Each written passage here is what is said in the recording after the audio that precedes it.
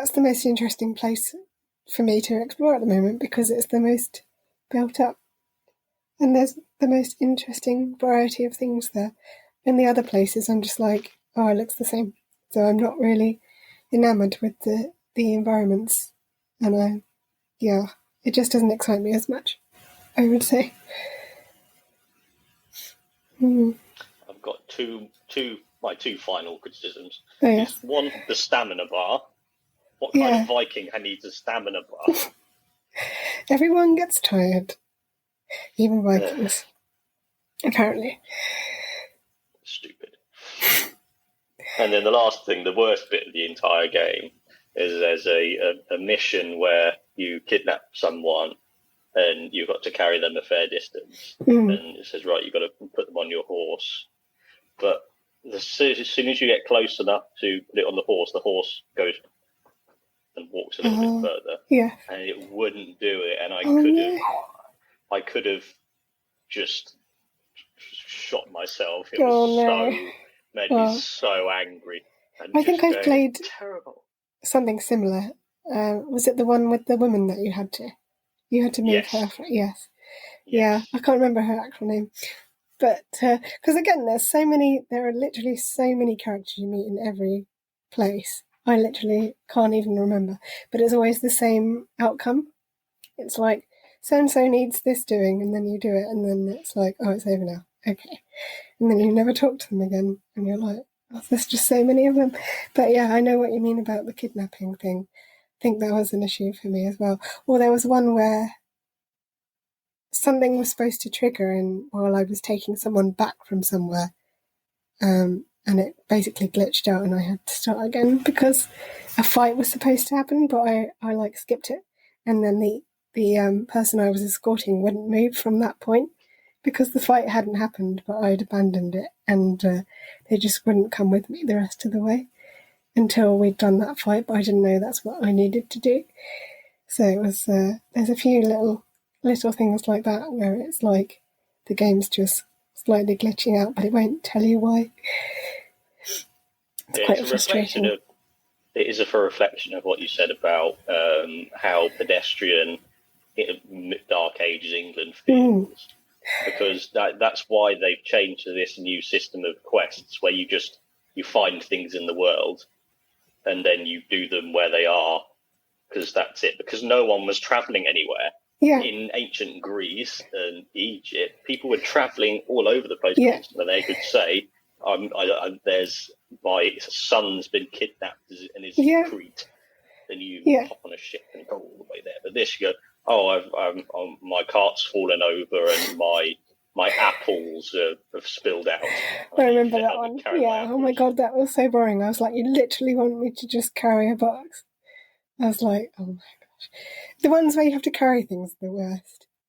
Did you do that one where you had to move all of the jars of smelly liquid around? Yes. Yeah, that was awful. Yeah. Well, it took so long. There were so many of them. I was considering abandoning it, but then I was like, but I need the XP. So I'll just do it for that and no other reason. Oh dear. Yeah.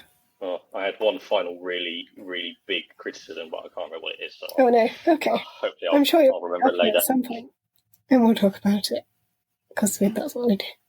But yeah. Okay, last two questions then. Oh, I remember the criticism. What? You know, we always bang on about games going, oh, look, you can play as a female character. It's so progressive. It's so awesome. But the reality is they've only done it so they can have a male and a female because they're too scared to go just have a woman as Assassin's Creed character. It'll still sell really well, and no one will care that it's just a woman character. Yeah. But we're too scared to do it. And so, okay, fine, you've done that for the last one. Cassandra was the best. Great job. But this, and you had two different characters, so that was interesting. This one, they've literally been so late and just gone, we'll have it the same. But the worst thing is, you can change gender at any time in the story. I know. Again, it's going, I didn't really you don't understand have to do anything. Yeah. Yeah, I mean, I can see, like, because I now understand that female Eivor is canon.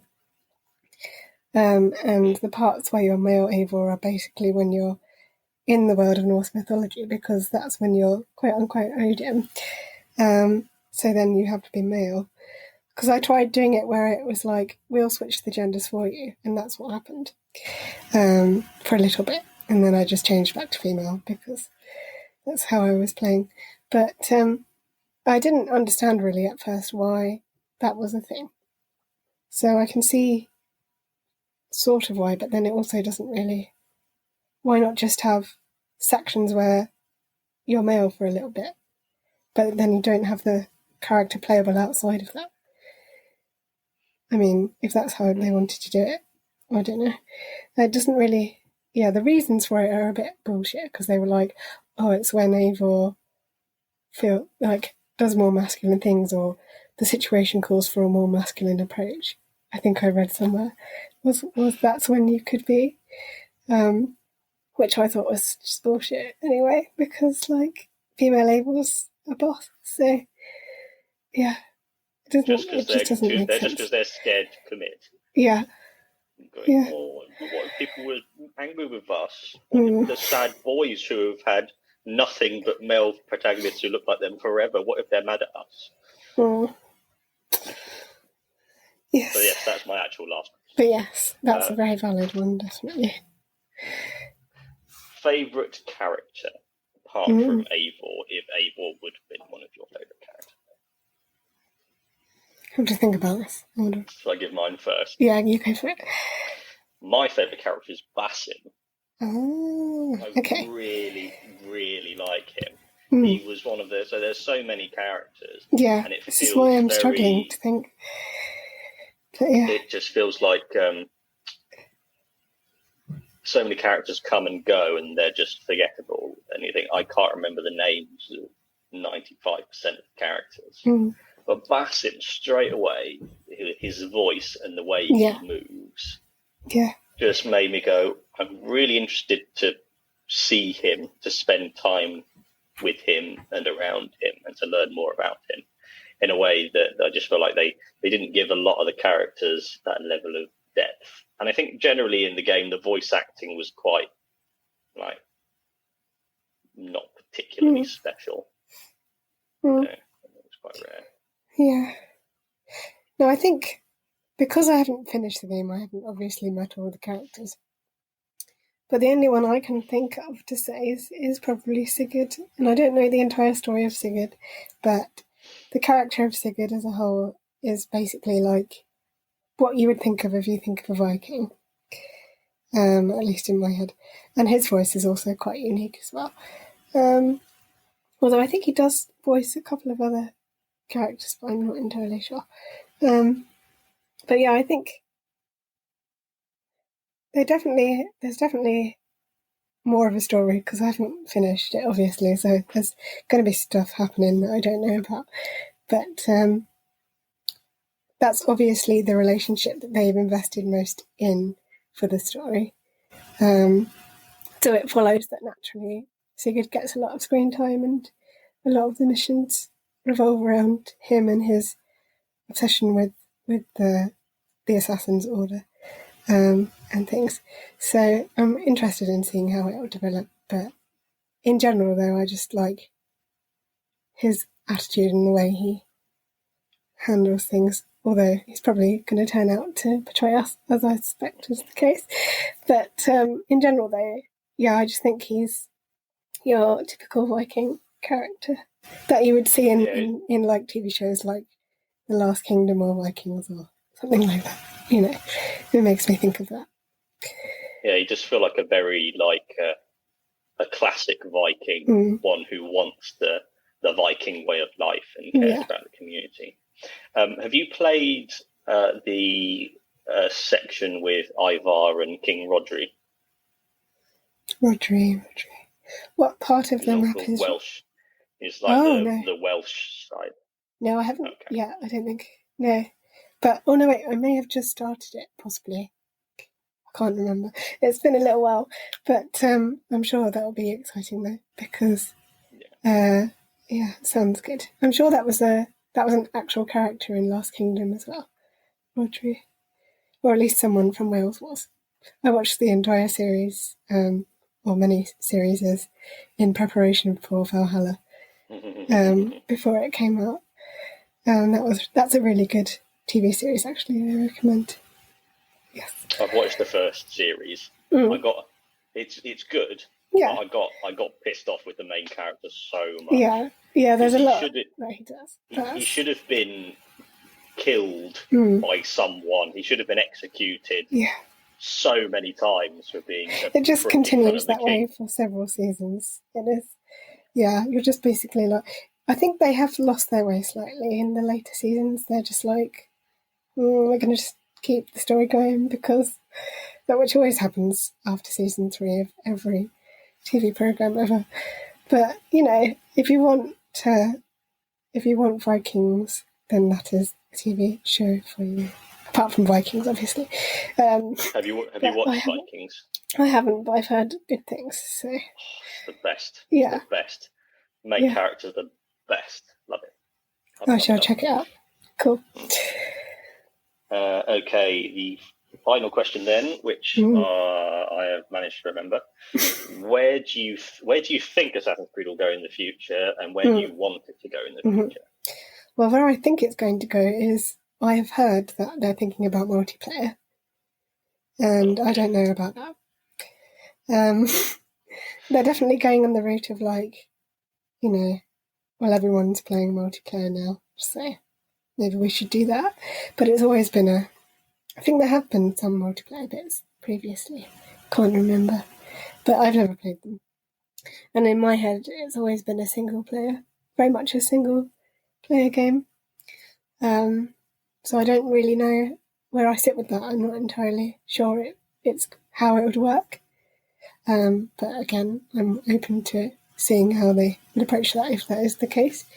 Where I would like it to go, now see, it's been running for so long, you can understand why they might be looking to that to kind of freshen up the series, because how many years has it been? Several decades, probably at least a decade now, if not more.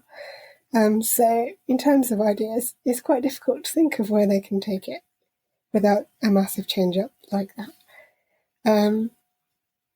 But I think definitely having perhaps even just one female playable character would be a good start.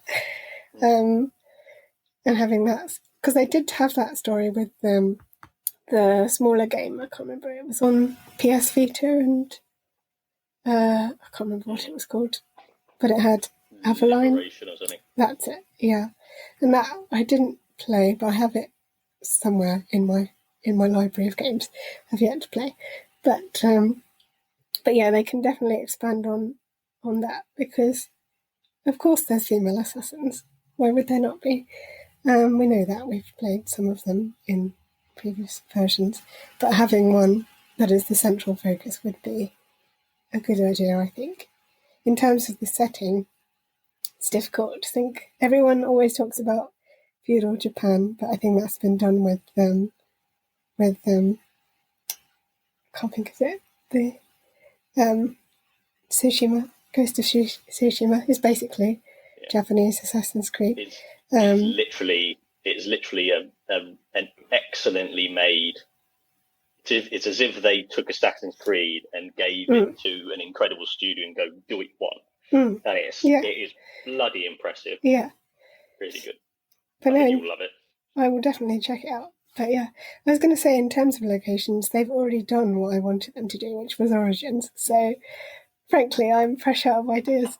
But I'd love to hear what ideas you would have, Matt. So, unfortunately, from what you said and from what I said a little while ago, they seem to be led by the people at the very top seem to be very corporate-minded people who are worried about facts and figures and scared that, if we take any risks, then no one will buy our game. If we take the risk of putting a woman as the main character, then no one will buy it, like they didn't buy The Last of Us Part 2 and they didn't buy Horizon Zero Dawn. Or the worst thing had happened, that we have a game like that. That's too scary to contemplate. And multiplayer is the next stage of that. That kind of thinking. I hate that, and people threatening not to do single player games because there are a lot more work to do. Because with the multiplayer games, all you need to do is build a map, and then say, "Oh, this is why you need to kill the things on this map," and then do the next map. And that you can't take the massive narrative-driven games that people have had for ages and try and force them into that, because they won't buy them, because people who love that particular kind of game, they like it because it isn't that multiplayer experience. Exactly. I agree. Yeah. In terms of where I'd like to see it go, I think they've gone big. They did a reboot in a similar way that God of War got rebooted. They took the original thing. They took the things that made it Assassin's Creed, and then built it again from there into this big open world thing. And now they've gone from that. We're going to make it bigger, and then we've made it bigger, and now we've made it bigger, and we've run out of all the big Mediterranean sea places we can do. So we made England. Where else could they possibly go that's bigger? And so I think what they should do is take the stuff that they've learned take all of that and go, we haven't made a proper city for a long time. We should take a really, really interesting city and then show what we can do technical wise if you give us this. So instead of going, we need to make this massive entire world, you say we're going to make one massive city environment and get the best artists and designers. Do what they did with Unity, because France, the Paris, was stunning, and I want them to take that and do it with the current generation and see what they can make with that. And then that would open them up to things like, I just thought you could do Beijing 4,000 years ago or something, or during the Mongol invasion, or a Middle Eastern country, a massive city.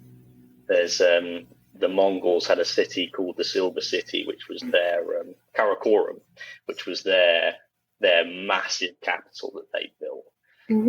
But that would require them going, oh, we made things so massive. Will it be a risk if we make it smaller again, if we take it? Rather than going, you've got brilliant creative people. No one, it's like Call of Duty. No one's going to not buy Assassin's Creed in enough numbers that you're going to lose your cash cow.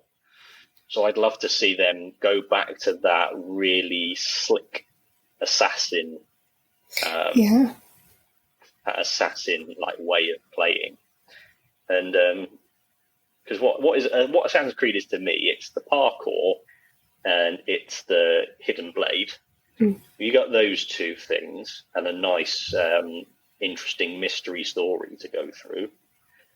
Then I'll be happy. I think they've sort of distilled it out a bit too much. I want them to bring it right. I think they were probably just with the reboot. They were tapping into almost some of the RPG elements of games and things, and they're like, "Oh, these are popular. We'll just do what's popular." Exactly. Which is very much the course that they're on at the moment. But I think going back to small scale is certainly a good direction, an option for them, because, like you say, I mean, how much bigger can they go? They've gone as big as they can, I think, and now they're stretched. So maybe going smaller is a good way to go, and I would think that is a good idea. Yes. They're pretty much, I think they're out. They must be out of interesting Western places to do. I'm sure.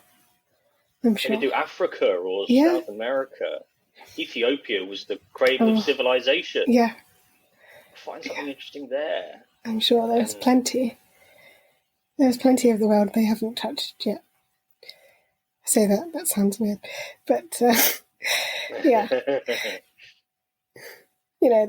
definitely a scope for them to do a lot. Even they've not been to Russia yet, have they? Or have they? Only in a PSP game.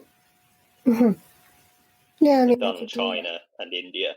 They could India, go modern again. India. They could go slightly more modern and do like, I don't know, like communist Russia even. I don't know. It's just anything that's different, because they've done a lot of going back in time, which I'm all for because I love ancient history. But they could go modern, or at least read more recent history. It might be more interesting. What's the most modern they've gone? I can't remember. Syndicate. Syndicate, yeah. I really enjoyed Syndicate, actually. But yeah, I mean, they where you show the beauty they can do with a big city. Yeah, definitely. And like, because that was exciting, because it was the Industrial Revolution. So there was a lot going on. But yeah. Interesting times. You just made me think that they